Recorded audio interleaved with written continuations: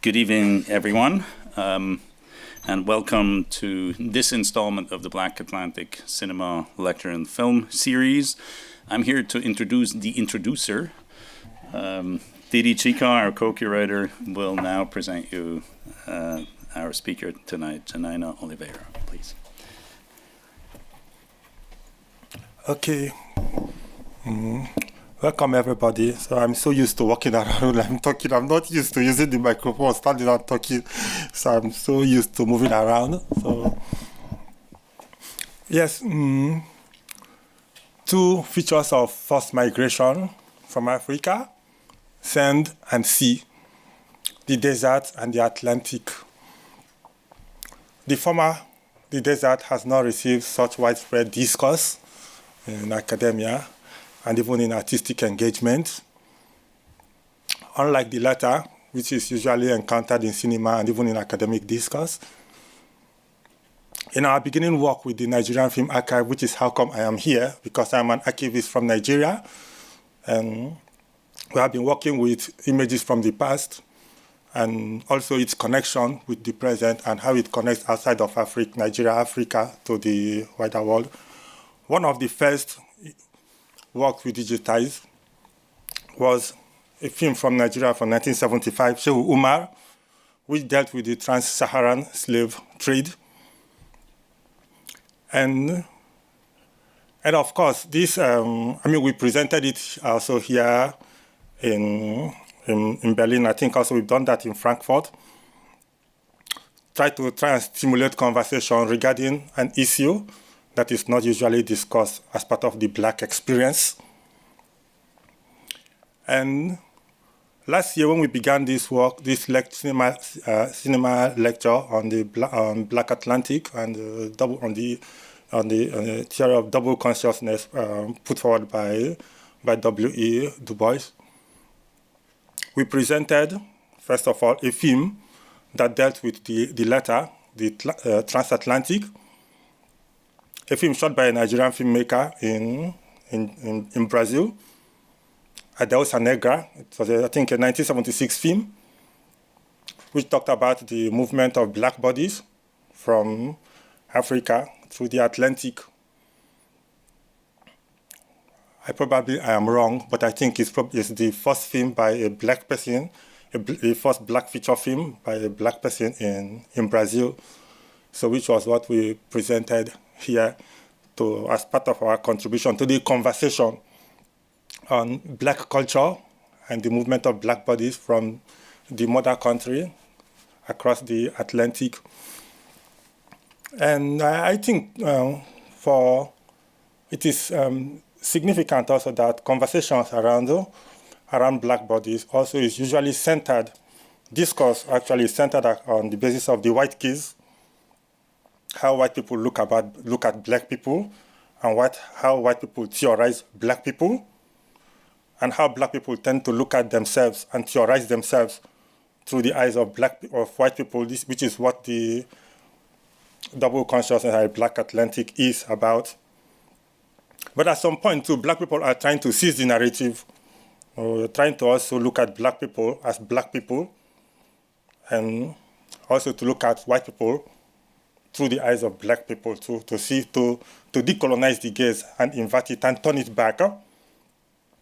So as part of this program, we present films produced by black people as part of the black experience to come to terms with black bodies, like Edwidge Danticat said, black bodies in motion and in pain.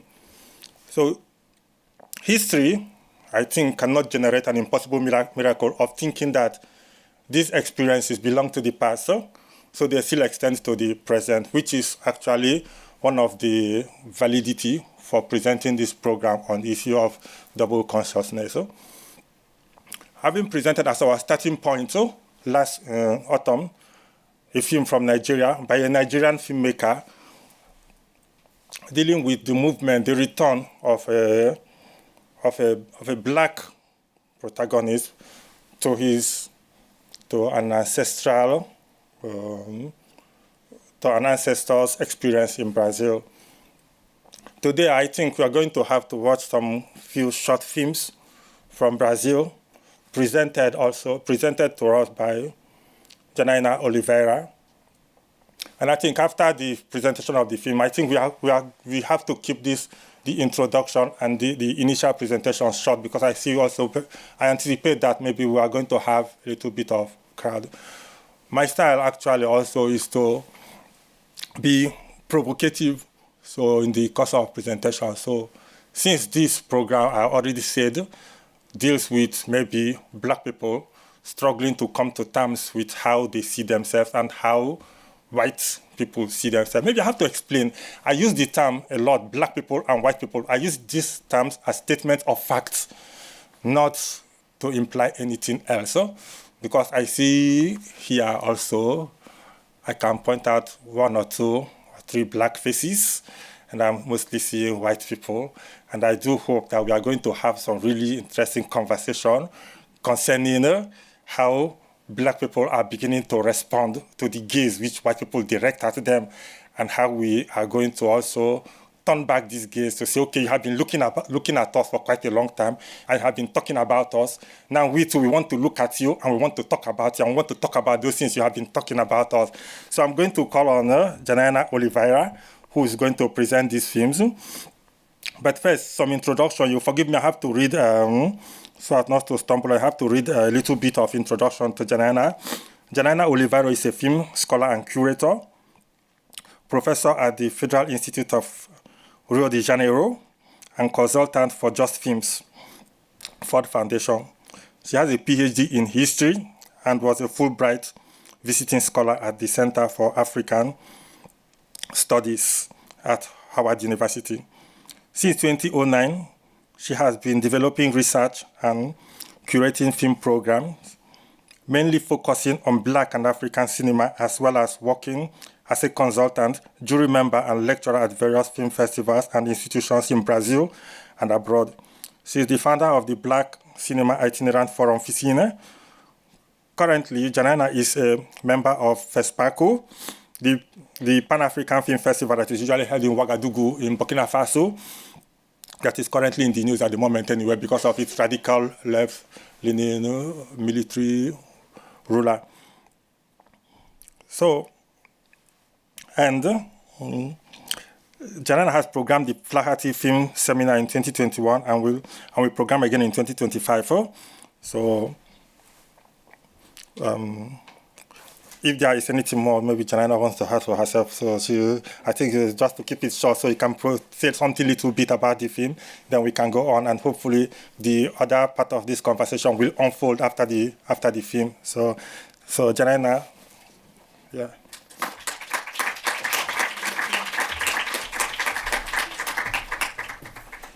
Hello. What time is it? Boa noite. Good afternoon. I don't know how to say it in German. Good enough.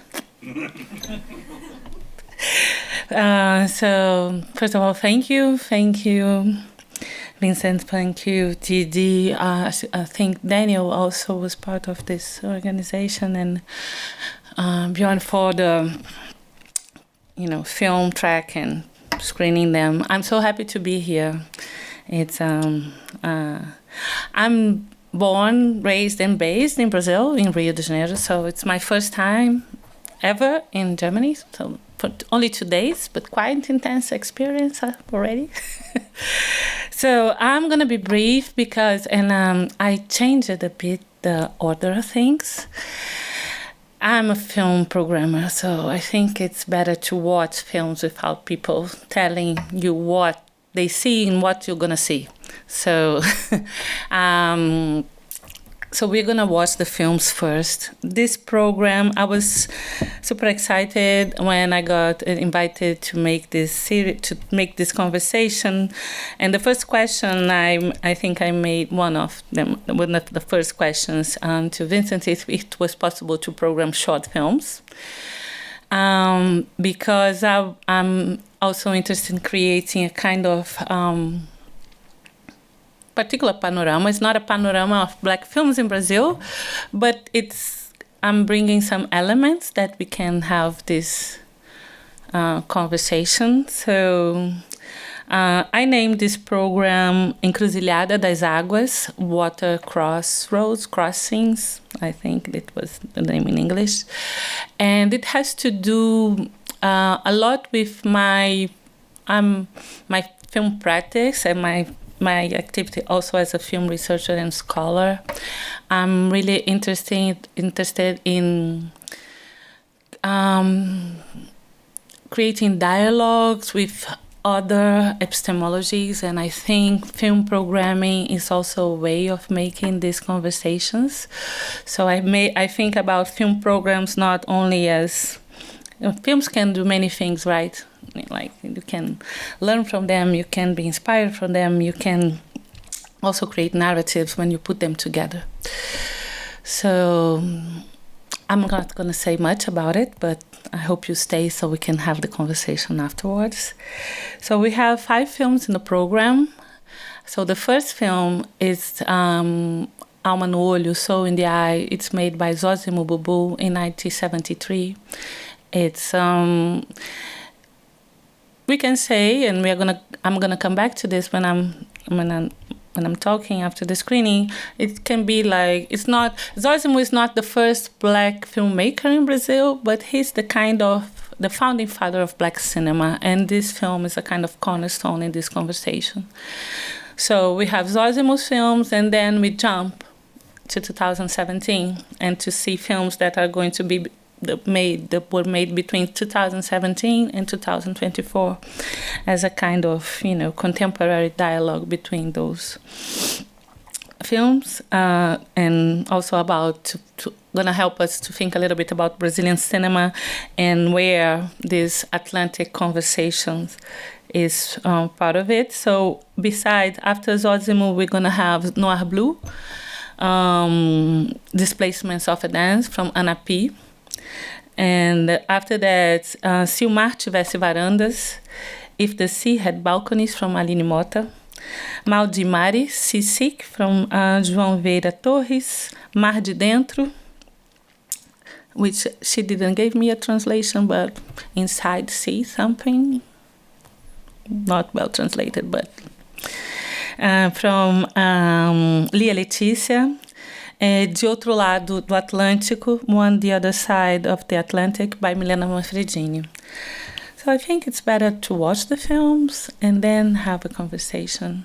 I think please stay. and I was really provoked by the idea of bringing this double consciousness idea, because I think what's something that is really present in contemporary films, also in Zózimo's films, is not only how Black people see themselves in films, but when it comes from Black people to make films, who are they in dialogue with? Who is the audience for those films? So I'll stay here. I hope you have a nice screening, and I see you after 1 hour and I don't know how long? Somewhat over. Yeah, a little longer than 1 hour. So see you soon. Bye. Thank you once again.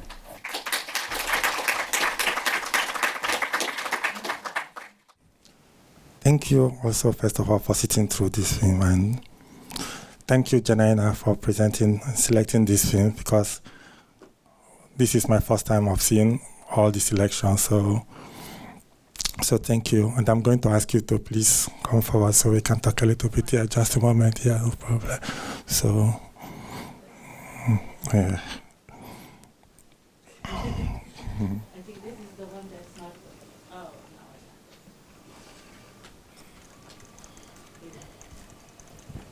Yeah. Hello. Hi. Yeah, so. Yes, just before we start, I just say I'm sorry because the last film, I don't know what happened with the subtitles. It's supposed to have subtitles. It was important to have subtitles, but yeah, that's life, right? Okay, so I see. Mm-hmm. I have my notes there. Yeah, okay. I think also maybe to begin for myself and maybe to situate us, so I would like to ask you maybe what is cinema negro, brasileiro. Is there any connection between this cinema and cinema novo? Well, so when I was thinking about this program, and I thought it was important to bring some, because this program is in dialogue with things I've been doing for a while in Brazil and abroad, programming those films. And I think the key thing for me was not only to program Black Brazilian cinema and give people historical perspective on this production, but also trying to set different paths, different ways of framing this history.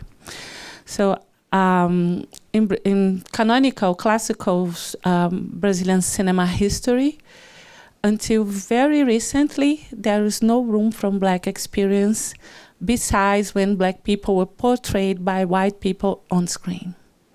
So it's very, very we are talking about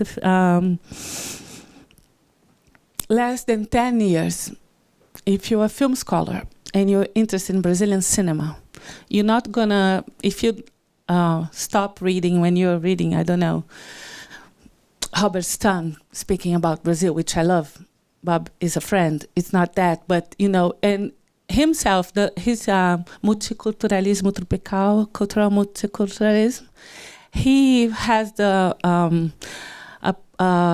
thing that he had added for the second edition. I don't know how many years later for the first one, that he made this kind of reflection, how he stopped at a moment when different films were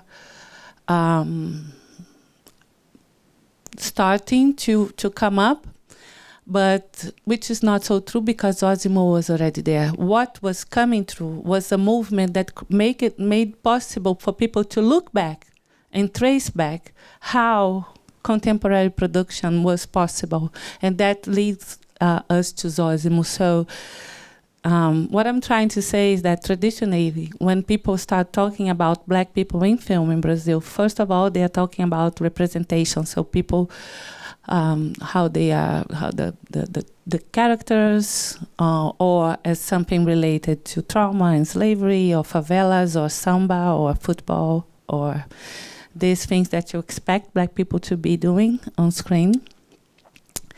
And usually when they started, they go back to Cinema Novo, which is the classical moment in Brazilian film history when you start seeing Black people on the screen. But the kind of representation you see is this universe that I just mentioned. So Black people during Cinema Novo time, I know there's this whole context of third cinema and to show people's reality, and I'm not taking the credits and saying it's a bad thing, but we cannot forget that Cinema Novo, actually it's not a movement, it's a lot of people doing different things during certain times, but they having something common. They are all white, they are majority men, and they are coming from a wealthy background. They can be left-wing Marxists, but it's from this place is where they look for to Black communities, and that's what you see in the film. So it's a good moment and a very important moment for Black people in film, because you start having jobs. People start having jobs and start appearing. But in terms of what kind of stories and what kind of roles people are playing, so it's from this point of view. But historically, it's important for Black films in Brazil, because many of the first generation of Black filmmakers, they are going to be participating somehow in the Cinema Novo movement. They are going to be major. They are going to be actors that during the late 70s, they are going to start making films. That's the case of Zózimo that we saw. So he played in different roles, even in Black Goddess, that was the other film that was made in the 70s. But this generation of filmmakers, and I'm talking about Zózimo Bubu, Antônio Pitanga, Valdir Onofre. Before them, there was Auradu Costa and Odilon Lopes. What they have in common also is the fact that they made only one feature film in their whole career. So this is just to play. So my job, I took this job, don't ask me why, that I don't want to tell this history about Black film in Brazil having Cinema Novo as a starting point. I don't think it's fair that we have always to start, we, Black people, when we talk about ourselves, why do we have always to start in a white perspective? So how do we do this? How do we change this way of telling things? And it's not a denial of relevance, again. It's just, I don't see, for example, every time any moment of European film history, or even when you talk about Cinema Novo, people don't come back to the Lumière all the time, right? So you don't have to pay the tribute every time, oh, they invented cinema, so we start there to keep on telling, you know what I mean? So why every time we speak about Black film in Brazil, I have to say everything started in Cinema Novo? No, it's an important moment for Black people in film when you speak about representation, but that's not it. So I start articulating different ways of speaking about this and creating a new route, a new path for these narratives. I call it offerings, narrative offerings, because I'm not disputing anything with anyone, you know. So this is also to create a different kind of epistemology. So I think what Black film in Brazil starts, you know, to exist as a movement, as something that you can boldly recognize very recently. What you have before was people like Zózimo trying, but it's not, you don't have a sequence until very recently. And that has to do with many factors. Like you can open the scale and think about the political transformations that happens since Lula has this first government. And this is important because it's the moment when decades of fights or demands from Black movements in Brazil are gonna finally start to be global policies of education. It was a little bit before Lula. Let's give Fernando Ricardo some credit. It was a little before because it has to do with more like global discussions and, you know, and Brazil assuming the role of slavery and how it shaped Brazilian society. But actually, like global policy that changed these scenarios, that was possible to see this new generation of Black filmmakers emerging, making films and claiming Black films as a space to be. It has to do with this, you know, from 2005 on. By that time, Zózimo was almost 70. But that's important because what's going to happen is that he's going to create a film festival, a Black African film festival called Encontro de Cinema Negro. And it's where he's going to bring filmmakers from Africa and the diaspora and screen Black films and create a place for those. That was 2007. There weren't many Black films. He used to tell this story that how he was asking people for the films because there weren't so many films made by Black people then, 2007. So, but the relevance of Zózimo and in this festival, because it's going to create what Tina Kemp called a black ground, like literally a black territory, what made possible for black people to exist with films, not despite the films, and start telling this story and start like affirming it. It's on those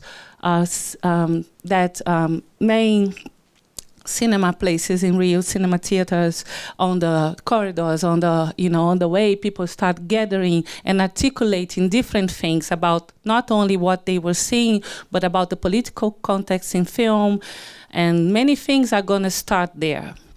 So what I try to articulate is those kind of ideas. So I think the relevance of Zózimo is both because of that film we saw that's pretty much pioneering in terms of contemporary dialogues that young people are going to create with this film.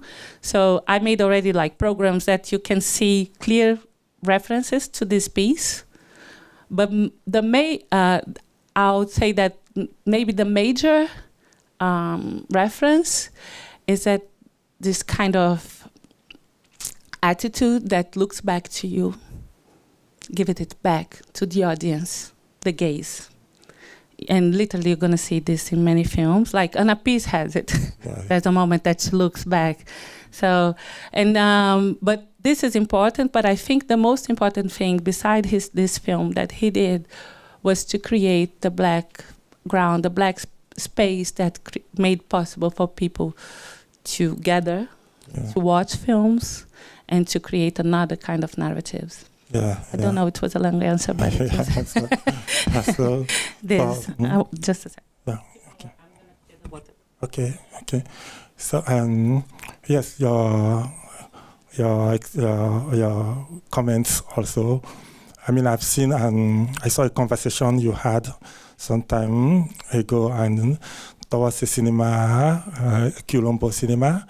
So, given the context within which black cinema arose in Brazil, for instance. So, would you say, for instance, how you think that black Brazilian cinema could fit into the concept of a Quilombo, of a cinema of resistance against maybe like what you just mentioned in passing, the representation of black people, how cinema could function as a sort of, black cinema could function as a sort of community of resistance against the mainstream prevailing notion of cinema from the point of view of Europe and white cinema? So maybe I'll start with the Quilombo idea. I don't know if you are familiar with this idea. Quilombo, basically, like the word itself, it refers to it's a reference to Angolan resistance during colonial time, like in the 16th, 17th century. They had this kind of strategy to fight Portuguese powers, and like in different people from different ethnicities together, kind of, building a kind of army to fight colonialism. But that's the name the Maroon communities will have in Brazil, mainly because of this connection with the Portuguese experience in Angola. So there's also this contemporary, this movement, this actual movement of black films that you see in Brazil when people were claiming this I would say identity, but this connection with their production. There's also this idea of Quilombo cinema. There's one scholar, her name is Tatiana Costa. We worked together in different moments. And she built this kind of expression like Quilombo cinema. And it's also in reference with a voice that we listened. It's so bad that we didn't have subtitles in the last film, because one of the things that Milena is speaking is about this Quilombo resistance, right? And you see Beatriz do Nascimento, that's a historian, very important activist and historian from Brazilian black movements in the 80s, that she's the key person to change the way traditional historiography used to speak about Quilombo, because they use Quilombo as a bad place, like a place from bandits, runaways, and fugitives. And she's the one that's going to bring it back to Brazilian history as a place of community. So the idea of Quilombo cinema is just basically that, refers to this moment and to these contemporary connections that this generation. I realized that it was quite experimental. The not very narrative films that I brought to you, but there are plenty different possibilities to bring, to conjugate this, because I was really interested to create a kind of contemporary dialogue with the Atlantiks and how people are reframing and fabulating about their diasporic experience. That's my point with the crossroads at the sea. But the idea of Quilombo is just also that how, and this is something that I found quite striking, how this generation of filmmakers, they are speaking among each other and for Black audiences. If you're a white person, it's not that the film is not for you, but it's kind of not for you, in a way that they are not stopping their life to explain everything. That, who is Arthur Jeff? Oh, don't you know what's the ship about? What's that woman dancing? What that place is? For example, let's take Milena. That's a particular experience because you saw it without subtitles. But there's no explanation about that place. That place that she's shooting, I'm talking about the last film, is the main slavery port in the history of slavery in Brazil. I don't know if you're aware of that around 12 million Africans were kidnapped from Africa. From those 12 million, around 5.5 went to Brazil during the 400 years of slavery. Last million only during 50 years before the slavery ended in the 19th century. And the great majority of enslaved people that went to Brazil went to Rio de Janeiro, that was the capital at the time, and to that port that we saw. And that was recently, like 10 years ago, they was excavating and they discovered this. Of course, Rio mayor at the time wanted to just put, concrete up. But there's this whole movement. And now today it's a kind of archaeological site that you can visit. It's called Cais do Valongo. And so it's there, but she's not explaining that to you. If you know, you know. If you know. So it's that's Yalorisha, that's in Candomblé religion. She's how do you say this? Sacerdotisa, how do you say this? A priest. But if you don't know that, you don't know that. You know what I mean? There are in João's films that the Maldimare Seasick, he starts the film with you see a person dancing. That's not a person. That's a deity. That's Iemanjá. Iemanjá is, in Candomblé tradition, is the goddess of the sea. So if you know who Iemanjá is, you know it. But if you don't know, you're going to have your experience. But there's another layer of dialogue happening if you are part of certain Black communities. And I used to say that what is striking about this generation, how unapologetic they are. Yes, I agree. I think, also, I want to say personally also thank you for presenting this, for introducing me to these films, because I think also it seems that there is a standard of spectatorship for Black and African cinema. In terms of the narrative, it has got to be this, it has got to say this, there has not got to be any avant-garde, it has got to explain itself.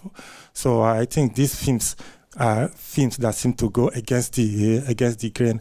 And to some extent, what you are just talking about now, like if you know, you know, if you don't know, you don't know, goes to, I think, what you referenced sometime in one of your lecture, Eduardo Glisson's opacity. the need, the right of certain cultures to remain opaque, for not to be self-explanatory. So you have got to find your way into this culture. So it's pretty much related, because when Glissant is talking about opacity, and this is the thing. It's not that when I'm saying this when I was saying that before, if you know, if you know, if you don't know, you don't know, can be really like, oh, you're excluding me. No. It's a different kind of invitation, because it's not about understanding, it's to relate. So you don't need to know to relate. So the challenge is, when you are coming, we are all coming from this Western perspective, when we need to explain, label absolutely everything. Otherwise, if we don't understand, usually what happens that this thing stop existing. It's going to be killed. It's going to be put in jail. It's going to be erased. It's going to be like taken as a mistake. I don't know. It's going to be violence around this existence. And what Glissant is inviting us is to use another set of epistemologies, and epistemology taken as in a broad sense. It's not, you can use your rationality in one way, but you can just feel, you can live with the things that you don't understand, but that shouldn't stop you to relate to it somehow, and try to find ways of elaborating on it without saying, oh, now that I know that that was Iemanjá, and that Iemanjá is the goddess of the sea, and during the slave trade there's this, oh, now I see. No, it's not needed to have this kind of, it's an invitation. It's more than, it's not that I'm excluding anybody of anything. It's just an invitation to bring another set of, I don't know, epistemologies, I'll take to relate. Yeah, difference must not necessarily lead to otherness. Just because there are differences and you don't understand, don't necessarily need to position the other. But I know that's hard. Yes, exactly. So not easy. Exactly. Because we want to know everything, right? So, I mean, it's also beautiful because we like to structure these lectures, also conversation with the audience, so to see what maybe any person thinks also about the film, what your comments, questions, so we can also go into the films maybe along the line. So far, any comment, question? Yes, okay.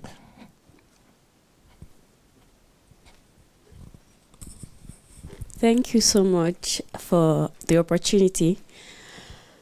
I liked all the themes, right? The style was different. It was beautiful. But I have two favorite ones, which is the first and the second. I could relate perfectly, yeah? So for the first, I liked, I think I can refer to it as the avant-garde movement, yeah? Because it was totally experimental, probably. I mean, I like the presentation of the masculine body, the African ritual, and coming to what you said, if you know, you know, if you don't know, you don't know. It showed, I think it showed, the ritual dance, and then it moved to the struggle of colonialism. I'm trying to break out of it. Then coming to the second one, which is Noir Blue. Yeah? Noir Blue. Forgive my pronunciation. It's okay. So at first I was wondering, okay, but there were some conversations in between what she said that got me thinking, and I could relate as a girly girl. And she said something that, and the cinematic style was beautiful. She said Hausa, black, Igbo, black. I was just Googling, I was laughing because, I mean, when you come to the Western world, everybody refers to you as black. But we're not all black. Africa is a big continent, we're different, just like you said. And then and then there's this in-house joke that happens. You just see it maybe in-house that they would say, oh, finally the stores have black foundation. As a girly, there's foundation for a dark skin, and then you go to the store and you pick. And somebody says, all black girls don't use chestnut. That means there are different variations of the skin tone. And when she said black, I was just seeing that scenario in my head. And she went back to a conversation where she said, now coming back, people ask her, are you from Benin? Are you from... So when you go back, it's a double consciousness. When you go back to home, in quote, and there's a question of where are you from? And so it's like, so somehow I'm lost because she mentioned something like, I'm not going to talk about, or I'm not going to include my name in the film. I'm not going to talk about the question that the woman or the principal of the school asked me, and I'm like, say it, what did she say? And I'm sure that question is a deep kind of question. And you would see that at the end of the movie, she said something, I would like to see people, or she said, I'm paraphrasing, not sure how she put it, but she said, seeing after me, there should be people who would see people from different flavors, different colors, different varieties. And I mean, if you get it, you get it, because you come to Europe and somebody's asking you, do you know maybe Atelo? And I'm like, from where? And somebody's saying Kenya, and I'm like, that's East Africa. I'm from West Africa, and from West Africa, I'm from Nigeria. I don't even know somebody from the East, where I'm coming from. So I really could relate, and they were really beautiful films talking about, I mean, the struggle, the history, and the presentation is like, I don't really care. Like, this is it. Like, so it was really beautiful. Thank you for the opportunity. Thank you for your comment. So maybe I'll just give some background information, no explanation, but background information about both films. So so this film was made, Zózimo's film, So in the Eye, Alma no Olho. It's a film that, you know, the story that he used to tell about it, and that's that he made this film from leftovers, a film that he participated as an actor and also collaborate in the script. It's a feature film made by a theater director that made only one film. It's called Compasso de Espera. It's like waiting compass. It's on YouTube. You can see it. I don't know if English subtitles, but after Milena's films, you're already training in Portuguese, right? You can see it. So he says in Brazil was a dictatorship at the time, and the early 70s was the hardest time in terms of political repression, censorship. So he goes and makes this film in a very independent way. And there are like clear reference to black movements, like U.S. black movements. So this film is named So in the Eye, after Eldridge Cleaver, Black Panther, So Nice book. So it's also, you listen to Joel Contrain first African experiment-wise, Kulusai Mama. It's a 1956 album that he's gonna do with Juno Lewis, if I'm not mistaken. So and he dedicates a film to Joe Contrain. So it's this, layering of this like black experiences and fight struggles, but also through art. And also he's doing this pantomime. Is that how you say pantomime?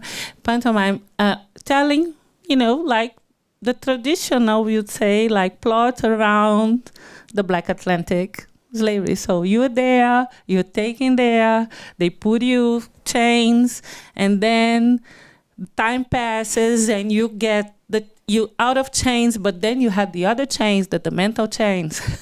and then there's a moment that the conscious arrive and you start taking out everything.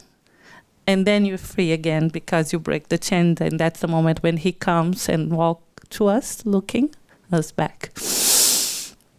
But this film was, of course, it was forbidden in the 70s, and he was not allowed to show it, and he left Brazil for a while, and then when he comes back, like in the 80s, it was the beginning of the dictatorship was about to end.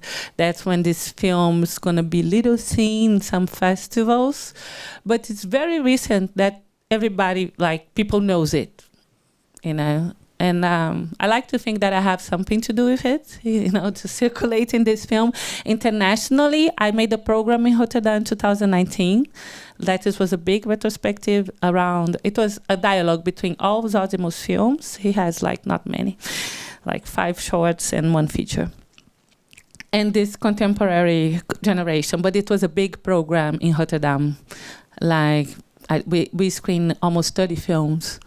And it has a great repercussion internationally, and it came back to Brazil. The colonial route. You go outside, and then you come back home, and then, oh, Zosimo, yes. Anyway, so just some perspective around this film. Anna P's films is a travelogue, right? She's going for the continent for the first time, and, she's a dancer. And she's going to that Senegalese dance school also, but all the other dance school. And what she's saying is that everything that she was leaving, she even forgot the racism, that the director of the school thought she was working there. She was not a dancer. That her name was not in the poster of the presentation that she was working. This is one thing. But there are many things that she's evoking, because I think this film is her conscious, to go back to the voice, elaborating on that experience, to come back. What is to come back and to try to, and this, this reconnection, right? Like we say this with diaspora people, that we come back to the continent. But this is also the diaspora experience made 2 things with people in general, many trauma, and also this this thing that you create, this idea of motherland, a place to come back. But this only exists ideally, it doesn't exist in fact. So it's always this conflict. Africa, what do you see in Africa? Like, where are you from? Oh, you're African. What does it mean? So also there's this encounter, and there's the blackness encounter, that they realize that because being black, it's not about your color, the tone of your skin. Blackness is experience. It's a way of experience life. So every place in the world has going to be a different way of defining it, and there's no consensus. There's going to be, one blood thing in the US. There's no such a thing in Brazil. Your mom can be black. Your father white. If you're white, in Brazil, you're white. Because the police is not going to stop you. And that's how we measure blackness. If the police officer don't see you as a black, you're not black. You can be offended by it, but because you're going to navigate the world as a white person. And this is, in our context, defines your experience differently. So when she's also doing these black reflections, it's pretty much related to this background of being black in Brazil. And also to a very racist saying that appears in the end, that she turns it. That's why the noir blue, because you have, when people are very black, they have this very racist, they are so black, they are almost blue. So it's a way of, it's not good to translate. Azul de tão preto. It's a way of reinforce how black you are. It's very bad, but somehow she's elaborating on that and kind of regaining the dignity of blackness, of this experience. And so I don't know if I answered you, but it's just like, I think what's striking is how she's elaborating on that in her, while she's going through those spaces.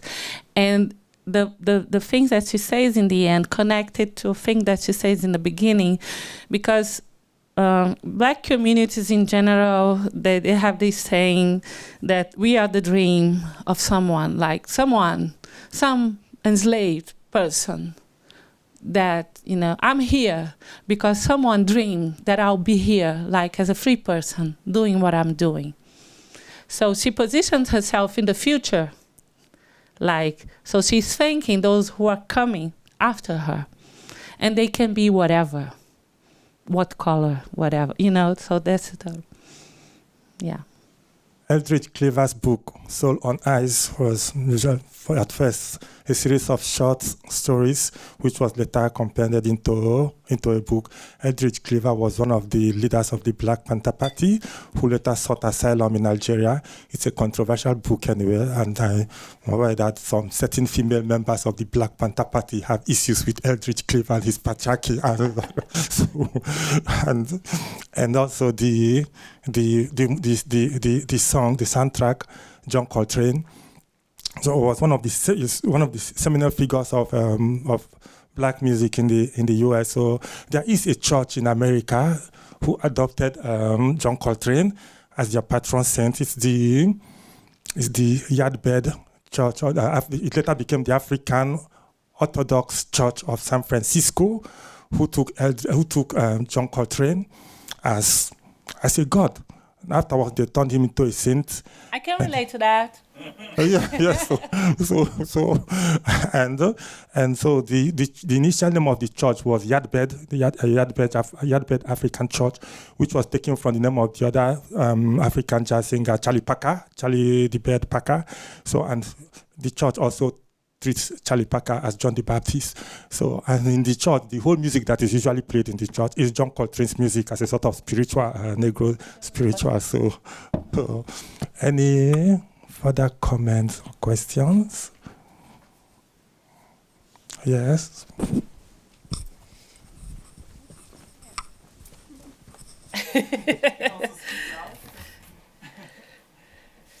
Yeah, thank you so much for the wonderful program. And I just want to pick up on something you said in the beginning, which I thought was so interesting, that you didn't want to tell the story based on questions of representation, and so kind of also not chronological.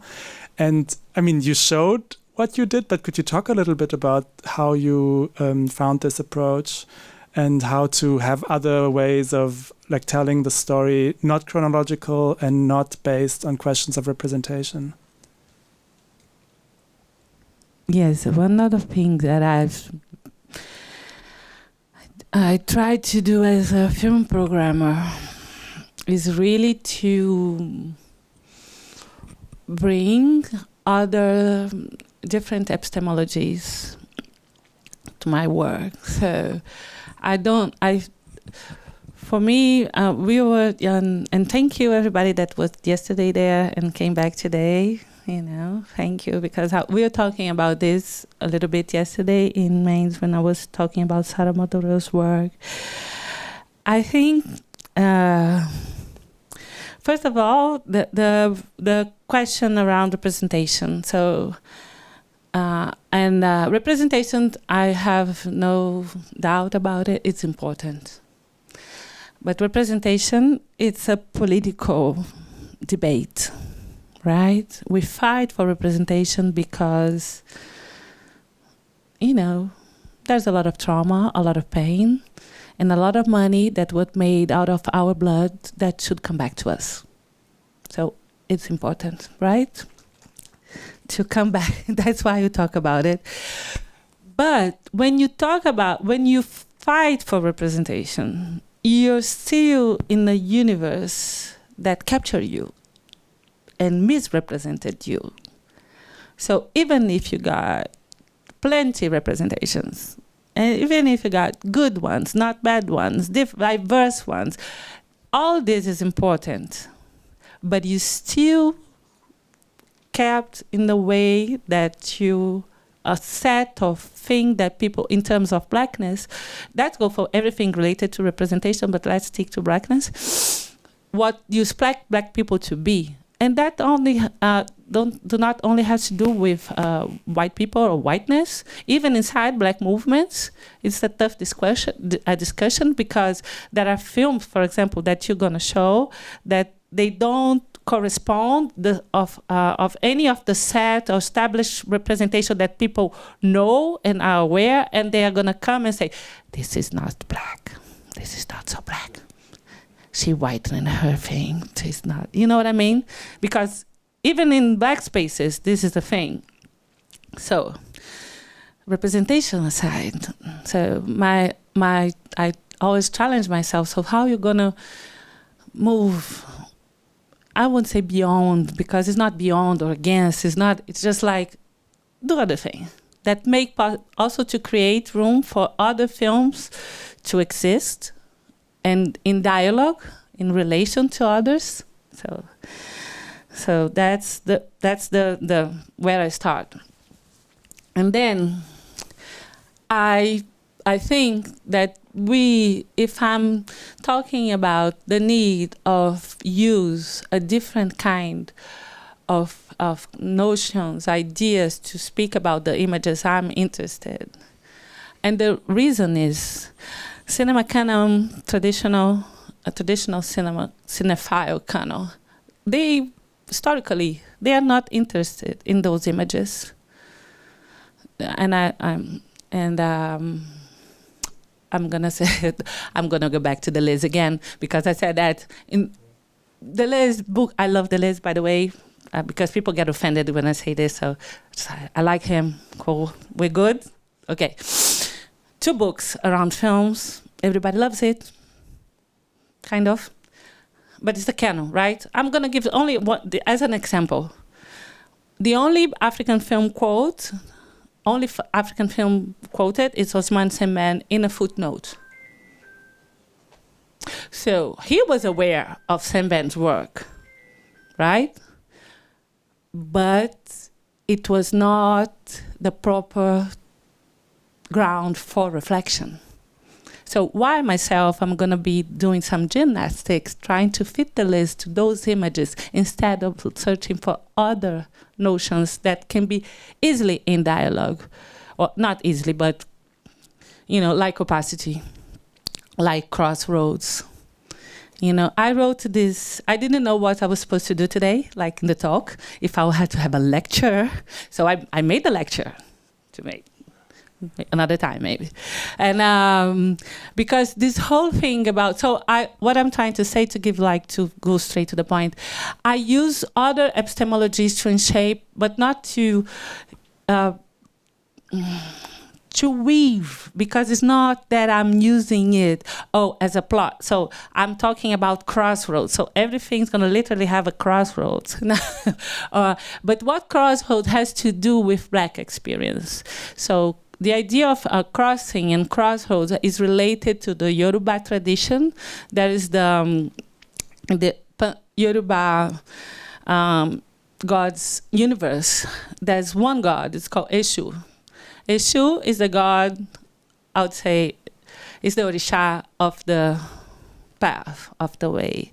He's the one that connected men and gods, let's say, and the other Orishas. So in Yoruba traditions, in Candomblé, that's not the Yoruba Nigerian, it's the Yoruba in Brazil, that's another thing. We have this saying that nothing is done without Eshu, because Eshu, he's the one connecting. He's the God of the movement, of the relation. And you offer. So to do anything, you have to pay offerings to him before. And you offer him things to him in the crossroads. So it's in the crossroads is the place to communicate.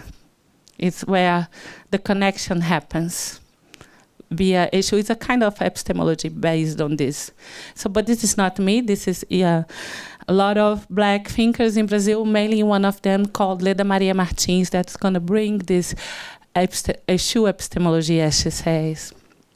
So I was wondering, so Black Atlantiks, and crossroads, and I made this question to myself: what are the crossroads in the Atlantiks? It's possible to have crossroads or crossings in the sea. How does it go? And then I went to another kind of epistemology. I'll show you quickly. And that was this one. This is come from other region, not Yoruba region. This is a cosmogram for Bakongo culture, Congo culture, how they explain life, the universe, ordinary life, the days, the stations, life and death. So basically it's called Dikenga. But the thing about Dikenga, that they have this line in the middle, it's called Kalunga. Kalunga is the line that, splits the day from the night, the life from death, the, young from the old, the light from the darkness. Kalunga is also the name how enslaved people will call the Atlantic when they arrive on the other side. They cross the big Kalunga, and the earth is going to be the little Kalunga, the small Kalunga. So, but it's the line that divides, but also that the lines that connect, like the Atlantic. So this is the crossroad. So how I was connecting the films through the sea experience and how they fabulate or refabulate or recreate their own diasporic experience. That. I think there is ongoing a debate in Nigeria concerning issue that the early translators, Christian translators, mistakenly referred to Esau as the English devil, the Christian devil. Yeah. And there is an ongoing word that no, Esau is not the Christian, has nothing to do with the Christian devil. It is like you also said, the God that supervises the crossroads. Until today in Nigeria, you come across crossroads. Crossroads are really important in Yoruba land, so it is where they make the sacrifices to show the part in which they try to make the communication between the earth and the spiritual. So it's part of Yoruba cosmology. So yes, I can relate to that. But it's just an idea of, first of all, bringing this kind of, bringing this knowledge, recognizing it as a knowledge, has nothing to do with the spiritual practice. It's a kind of epistemology because it's a way of ordering the world. This is one thing. And I kind of connected two different, to think about this water crossroads, just to think about the Atlantic as a crossroads, because a crossroads that also defines the Black experience. So because the crossing, like the Passover, it's something that you can't live without. If you're a Black person in the world, you cannot undo this. It's part of us. So the challenge is how we live with trauma, because I think in Milena's films, Grada Quilombo was talking about this, because usually, like, people talk about, like the Freudian thing with trauma. I don't get it, but I think there's something about leaving the trauma behind, getting over the trauma. And this trauma you can get over, because it's updated in daily basis. It's alive. It's not the trauma that happened in the past during slavery. It happens every day. Every day when I wake up and the world reminds that I'm a Black person, it's here. It's not past. Okay. Oh, this is too bad, Janaína? Yes, it is. Okay. But the point is, what kind of Fred Moten say in this quote? So, Black experience, the trauma is part of it, but it's not only it. So, it's about defending the Black experience somehow. It's a claim around, this is part of us, but this is not all we are. So, in terms of what comes into films, so I'm not, as a filmmaker or someone that likes films or whatever, I don't have to speak about it all the time, because it's there no matter what. I don't have to, so how you create like places where black people just can be. For example, I have this series that I've been doing for a while. It's called Ordinarily and Black. Because everyday life for me in cinema, for black people, is a revolutionary space. How many films you have seen black people sleeping? Do your Google mind thing. Sleeping for real, not sleeping and waking up for work or do the revolution of fighting anyone on the street, and just like the life of the person, what she does. She wakes up like everybody, have breakfast, ride a bike, yeah, love life, whatever, or not. Yeah, going to work, not wanting to go to work, coming back home and sleeping. Oscar, in my view, I would give out Oscar. It's everyday life. Like, I would say examples like, I don't know,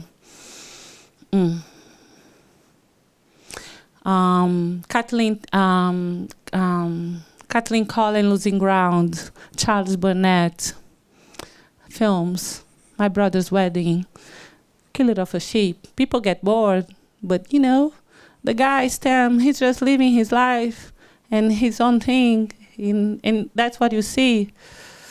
Have you seen Killer of Sheep?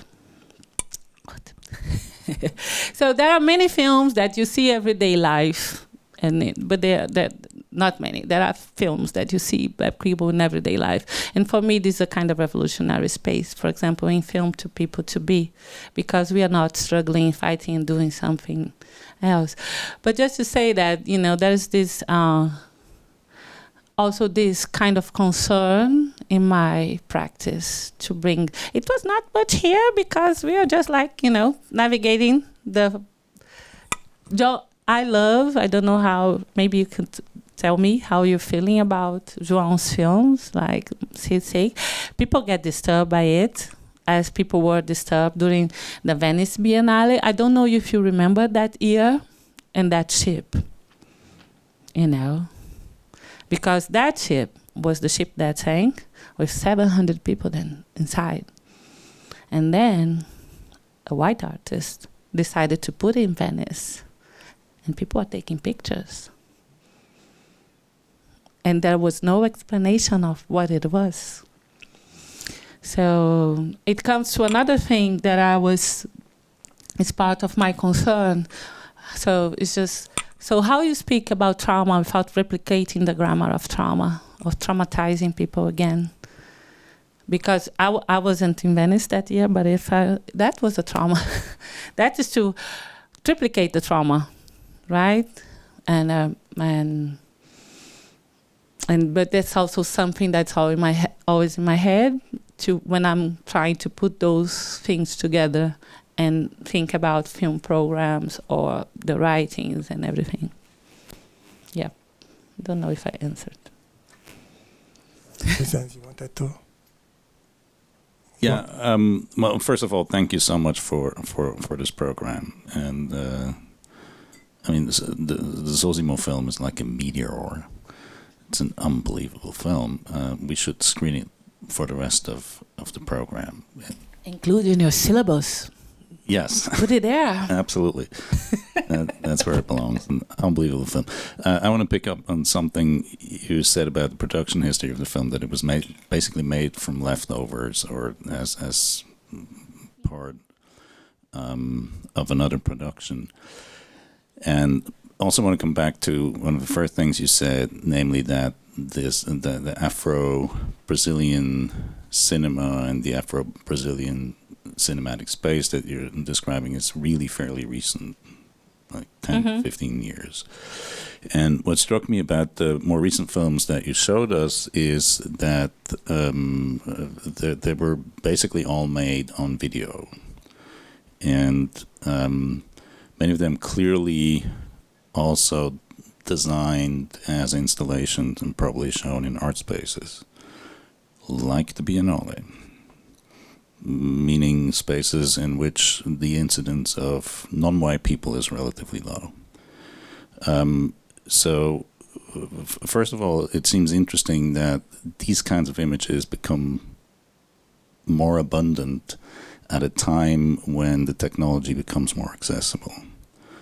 Maybe you can say something about that. Is that a correct observation? And then maybe also say something about the spaces in which these films and these images then become accessible.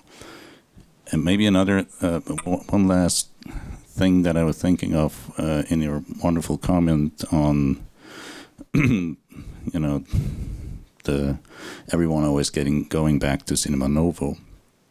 I was thinking about literature and about the fact that the greatest Brazilian writer of the 19th century is black, Machado de Assis. And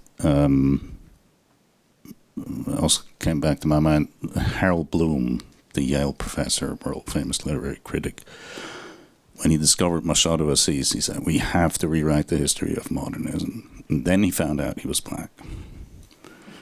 And said, well, not bad for a black person, essentially, I was wondering how he acted after that to discover.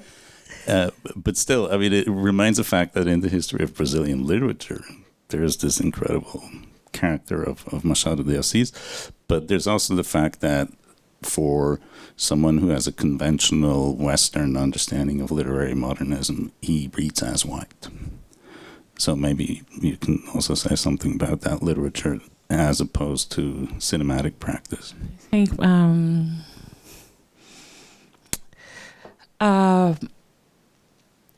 I'll tell you something about Machado de Assis in Brazil.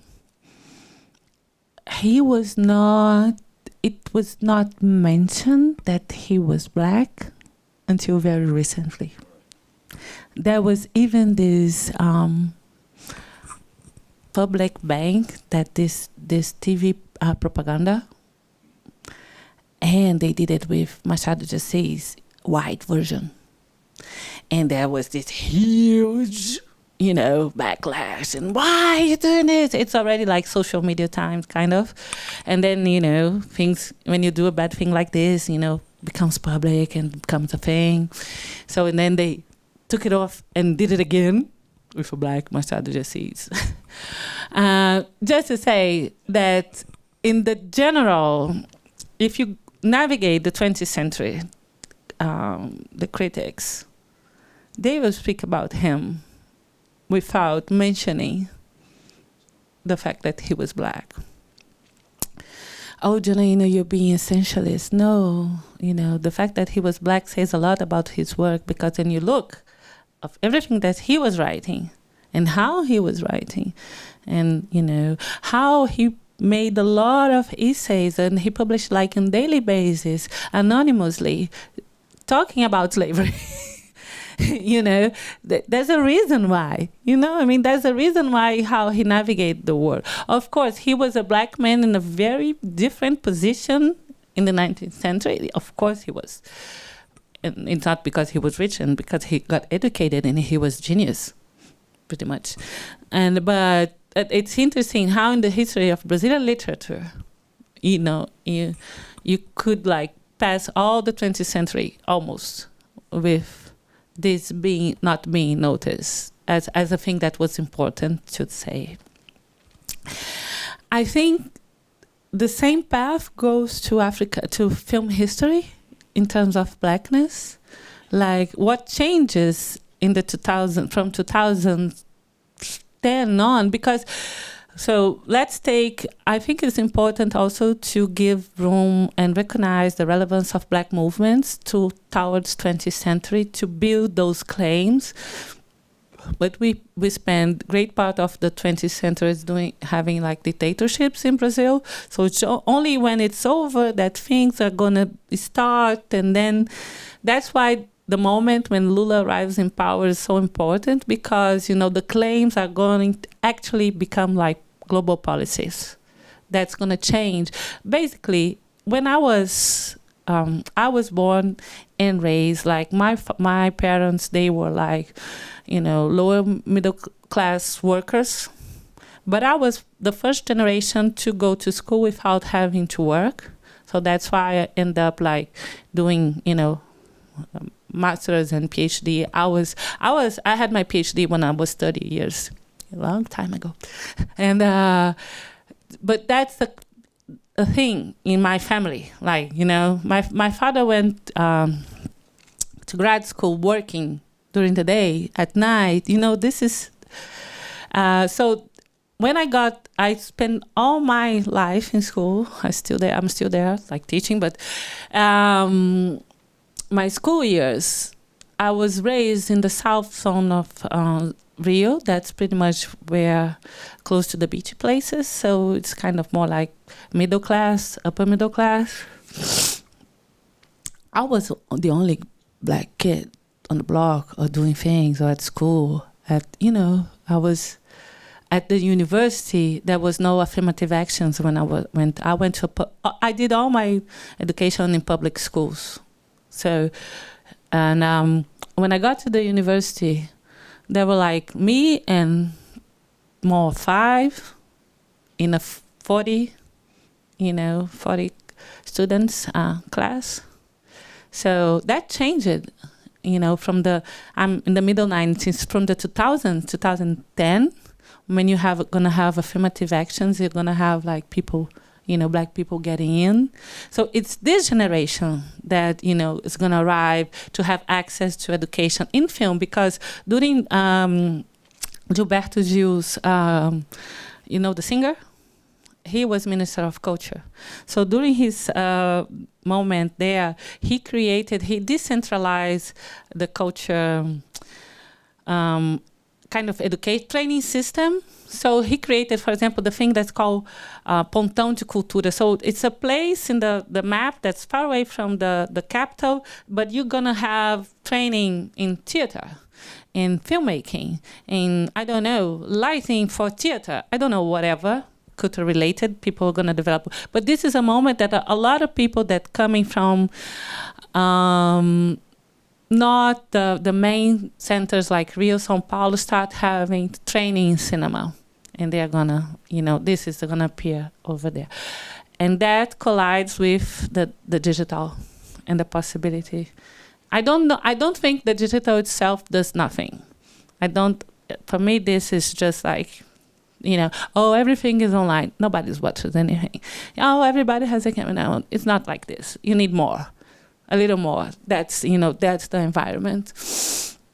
So I think this has to do a little bit with this, trying to frame this generation and how I think maybe Milena Manfredini and Ana P, I don't know João's background. Aline, she's a little bit older, and she comes from this arts universe, doing like this kind of, her work was made for installation, if the sea has balconies. So she has a series, but she used a lot his cinema as, this space. So she was basically, a great part of her work is her tracing her, her mother, family background, and because she ended up like being great-granddaughter, that's how we say it, like 2 generations from an enslaved woman. She goes and traces back. There are other films that is a kind of trilogy. Then this is the second film. Then she's going to be doing this kind of back and forth. That's the thing with the documents that you see and the pictures. You see her as a kid, and you're going to see her mom. And there's this kind of, she's the one coming from this art space. But João and the others, Ana P is a dancer. Lia Leticia, she's in between. She's a little bit older as well, the last film. But I like also that she, even though she's older in terms of age, she's only now appearing with her films. That film, for example, won the best short film last year in the Brasilian Film Festival, which I think quite interesting because it was more like artsy thing. So Brasilia was okay. The jury was interested. So anyway, but Lia Leticia and João, I think he's more like has a kind of more traditional training in film, even though he made the piece like this. There's the editing and the archive and the things in the beginning. Anyway, I don't know if I answered you, and then I was just thinking about the filmmakers and the context. But I think there's a thing with the digital. Can I just say something about how I was placing the films in my... I don't know if you see it, and then you tell me if you saw that. Because I was creating dialogues. This is, let's go inside the programmer's head.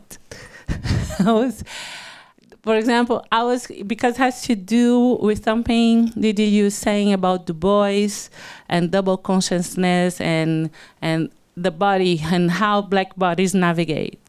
So you go for all the films, the filmmaker's voice is present, like literally. You know, Leah Letitia, she's not narrating, but she's appearing. So they are there in the film, their presence. If not the voice, the body. Sometimes both. This is one thing that was important in pairing the films. Another thing is that the movement. So you go to Zosimu's body, dancing, performing, Chona piece, voice, and somehow body, performing. And what was the other? Oh, and then you go to Aline's, where there's no body, but the voice is her voice. And somehow she's present to the pictures, but not physically appearing. And then that's when the water appears at first. But because the water is there, the Atlantic is there in both the first, but it's not physically water. So then the João, you have everything. The voice, himself, the Atlantic, and the ship. Because the ship is important, right? The ship is something, the slave ship is important. And then you go back to Leah in a different movement, and you have a storm in the middle. I don't know how you felt about Arthur Jaffa's dream. It's impressive, right? That moment for me is the most disturbing moment, when you see the storm and the ship and his voice about that dream. And then you have Leah Letitia telling the story of this man that was sent to a prison island twice. And he was not guilty. And he escaped twice. It's very far away in danger. Fernando de Noronha today it's a kind of paradise. People, very rich people go there to take vacations. But it's very far away in the continent, from the continent, and the sea is very wild. It's not easy to navigate. And this man escaped twice from this place, and he's there in the picture. So again, how black bodies are presented. From Milena, where her voice is there, there's no body. And there's the port and Mycelina. So that was the thing. I don't know if it makes sense for me explaining now that I'm saying out loud. I'm thinking, but it was also a way of weaving things without, what we're speaking about slavery. Are you speaking about trauma? Are you speaking about... No, I'm speaking about how people present themselves in films in different ways and how they connect. That's my... To share an impression as a viewer, to me the blue color after the second film stuck out. Also with the following films, I think it was very convincing in a way, and made me, I think having it second made me look at the third and fourth film that also featured this very deep blue color prominently, pay attention to it that I wouldn't have if I hadn't seen the first film. So I think it was a very elegant way of kind of connecting it. Cute. So, yes, I think this is the time. Maybe if there are no more questions or observations, I think the last statement by Janaína, I think also really is, for me, the point at which to end the conversation, except somebody wants us to extend it. But I think this is a beautiful encapsulation of how the film, the series, how it was programmed from one to the other. So I want to say thank you so much once again for presenting these films and for participating in this presentation of the Black Atlantic Cinema Lecture Series. So thank you. So yeah. Thank you. Thank you too for sitting through it. Yeah. I just want to show this. So this is the festival Osmo created. This is the main cinema in the most traditional cinema we have in Rio. Actually, this Odeon is still there. When you go to Rio, you go there. And then you see it, and it's the main place. So that's also this, placing it in the main place in the city, to see people. This is him in different moments, in different situations with, this. So it's not a festival, it's an encounter, it's a meeting. That's literally because also he has this idea that Black people should not compete. So there's no award, such a thing. It's just like show film. And he always brings this amount of African diaspora filmmakers. And this is part of this background that I mentioned and that he was doing. And then he was doing this back and forth, going to FESPACO and coming back, taking filmmakers there. Anyway, I just want to share those images. And because I think we have, I was his dream, right? And and then and yes, to be seen and keep on showing his legacy, for me it's an important thing. I think that's all has to do with all these things. So thank you so much for coming, listening, sharing, and thank you. Obrigada. Thank you, Nana.